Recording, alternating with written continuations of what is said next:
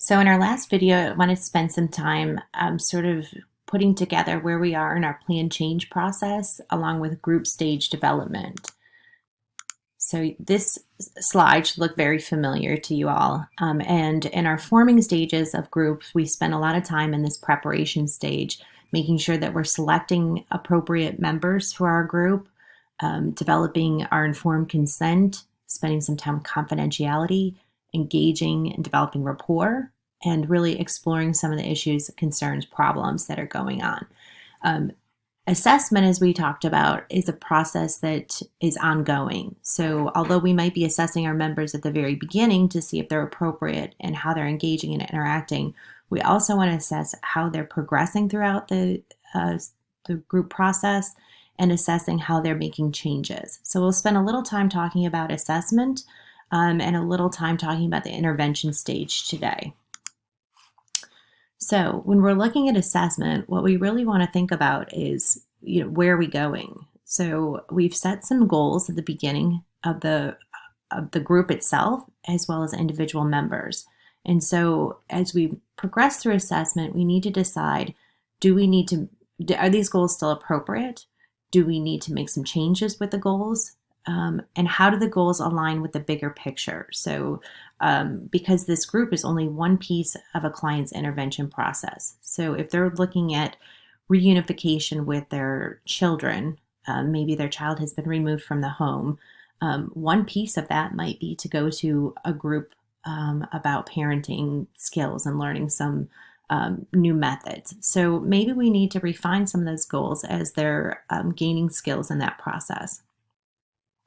One way that we can help monitor assessment is through monitoring check-ins. And so that's why it's helpful to have some consistent process at the beginning to check in. What are your highs and lows of the week? What did you learn from last week? What's going on? So those are helpful in knowing if individuals are applying skills that they've learned and sort of getting a sense of how they're making progress within the group. And so we want to encourage also members to share their setbacks also, because part of learning process also is maybe making mistakes along the way and learning how to adapt to those changes. As we look at assessment, we can do this through 3 stages. We can look at it through the member, through the social worker, and through others. So a few simple strategies for individual member assessment is for them to provide their own feedback. So again, through check-ins might be a good process. And that's the idea of recall. How did things go last week? How are things this week? And if they're looking at a specific behavior modification or change, they can indicate how that is going. Another way to do that is through charting. So we could do that on a scaling sense, on a scale of 1 to 5. How many times did you implement this behavior change? Or how many times were you feeling this way? And then we can talk about how to increase or decrease those behaviors. And a third piece of that might be journaling. And I think this is something we fall back on a lot, is asking our clients to journal. And I think we need to recognize that that is not always something that our clients might enjoy doing or contribute to doing. But it is a great way to look through for our clients to look through their own behaviors and see the progression. From a social work perspective, a lot of our assessment is going to rely on our observation and our practitioner brain and our skills, right? So we are going to be observing the group dynamics, how well is the group working together, but we're also going to be looking at individuals within the group. So we may use activities, as we've talked about, either icebreakers or specific activities within the group to help facilitate change. So that might look at role play as well. So we might ask 2 members to role play within group to demonstrate a particular skill that they're working on. An assessment also might look like a standardized tool. So we may do something like a pre-post to identify if changes have been made before the group has started versus after. And we may do assessments just to see if they're appropriate for a group to begin with. So it may just be doing an assessment at the front end of group.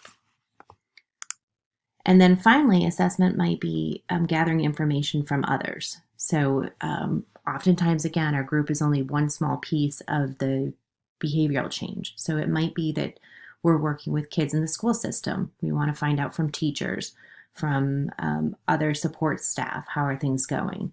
Or it might be a residential treatment center or an after school program, or whatever that dynamic is. And sometimes we also might ask a report from other group members as well. How are they seeing behavioral changes? So we need to be careful with that, of course, because we want to ensure that we're not feeding into rumors or putting group members in positions of authority that they don't necessarily need to be. But we do want to gain insight from others as well to see how changes are occurring.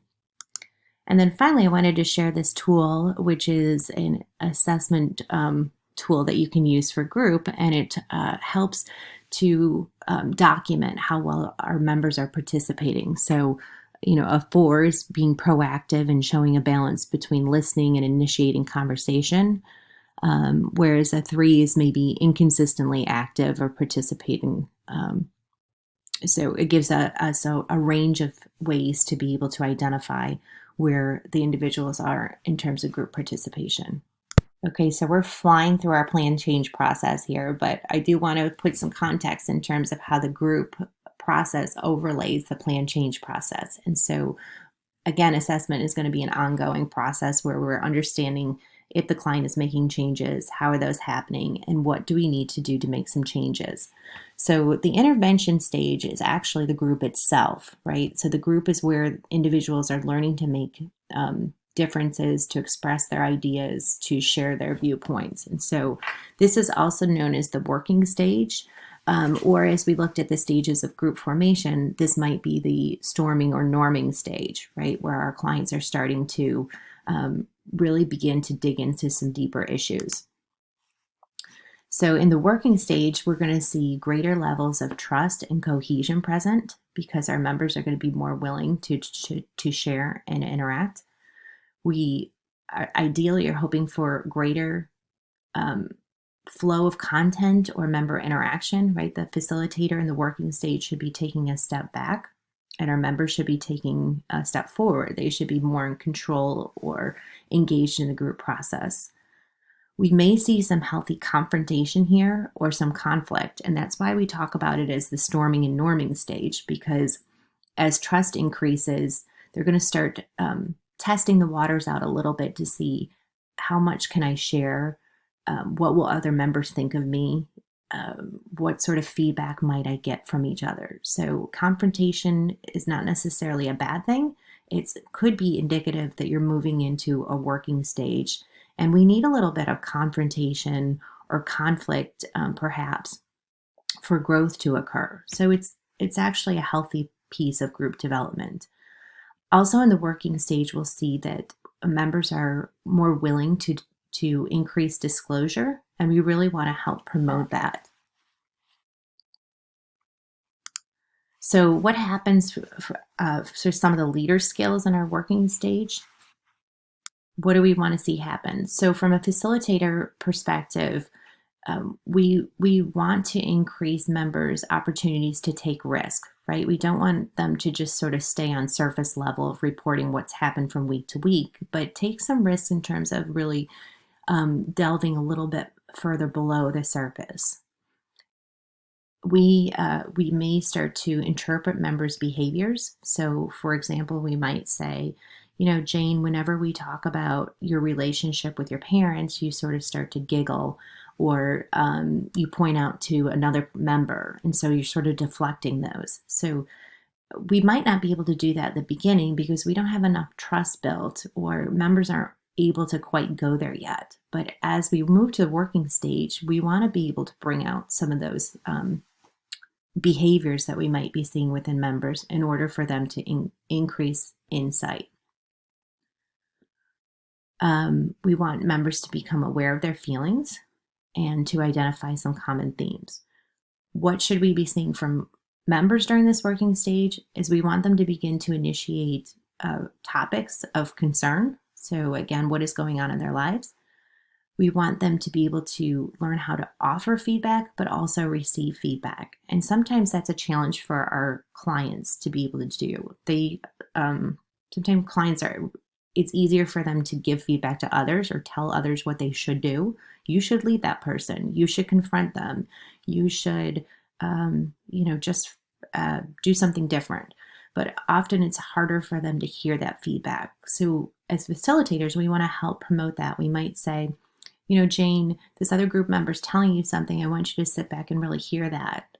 Or as we saw in the other video, they could even mirror back, what did you hear? Tell us what you think that the other group members are trying to tell you. Put it in your own words. Sometimes too, we might start to develop some new goals at this stage too. Maybe they've accomplished some of their goals, and so we want to develop some new things to work on at this period as well. One of the greatest things that we want our clients to learn is to be able to transfer skills that they've learned in group to outside everyday life. So how can we begin thinking about whether they have made accomplishments or are finished with the group process? Like, how do we know when they're ready to terminate or that their goals have achieved? One of the ways to know is if they've been able to take the skills that they've learned in group and apply those to everyday life. So for example, if we're helping to teach a client to become more assertive, and they're able to do that really well in group, they're able to express their ideas or confront or talk to other group members. But when they return to their own peer group or their own family system, they're not able to still have those assertiveness skills. So we want them to be able to take skills that they're learning in group and transfer those to everyday life so that they become sort of routine and natural.